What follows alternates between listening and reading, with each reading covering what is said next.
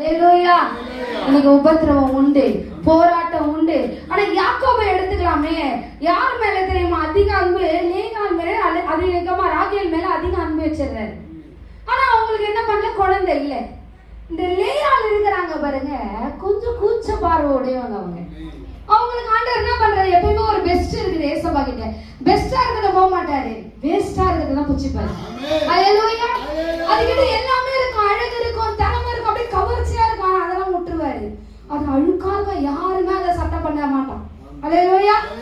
களிமண்ணை பார்க்கும் போது, அந்த ஆள் மிதிக்கும் போது எப்படி போட்டு மிதிச்சுன்னுக்கிறான்னு நினைப்போம். அந்த பானை செஞ்ச உடனே ஒரு ஆசை வந்துடும், இந்த மண் பானை திரும்பி தண்ணி ஊற்றணும், சில்லுன்னு தண்ணி குடிக்கணும்.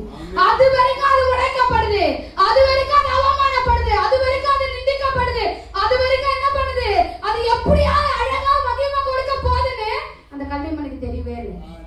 ஹல்லேலூயா. அது வரைக்கும் அவர்கிட்ட போராடுனுக்குது, மூச்சு விட முடியாம. மெரிச்சா எப்படி இருக்கும்? ஹல்லேலூயா. அதுக்கு உயிர் கொடுத்து பாரு, இமேஜினேஷன் பண்ணி பாரு. அது வரைக்கும் அதுக்கு என்ன பண்ணல, மூச்சே விட முடியல, போட்டு நங்கு நங்குன்னு மிதிக்கிறாரு. சில பேர் காண்டாயிடுச்சுன்னா பாத்தீங்கன்னா விரித்தனமா போறாமல பண்ணி விட்டு போயிடுவான். ஹல்லேலூயா. அந்த மாதிரி அந்த கல்லி பண்ணி மிதிக்கப்படுது. ஆனா சூடாக்கி பெயிண்ட் பண்ணி அப்படி வச்சவனே வருவோம், விற்பனைக்கு வருவோம் பாரு, விற்பனைக்கு எத்தனை வச்சவனே டக்குன்னு அதை தான் கேட்பான், கவர்ச்சியா இருக்கிறதான் கேட்பான். பாத்துருக்கியா? எத்தனை பேர் சரணா ஸ்டோர் போறோம்? எல்லாருமே போயிருப்போம், பெஸ்டானதை தேடுவோம்.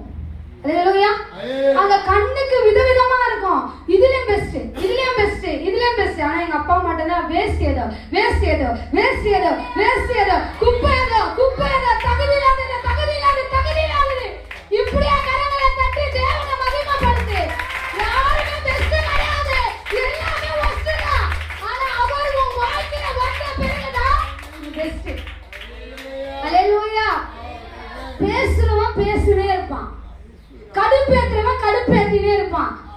நீ உண்டாக்கினவரும் உருவாக்கினவரும் உன் தாயின் கருவிலே அழகா அழைச்சவரை மட்டும் பார்த்துட்டு ஸ்ட்ரெயிட்டா அழகா ஒரு வசனம் ஆராதனை சொன்னா, கலப்பையில கை வைத்தேன்னா திரும்பி மட்டும் பார்க்க கூடாது, திரும்பி பார்க்க செய்வான். அப்பதான் சீண்டி பேசும், யாரையும் நம்பாதே.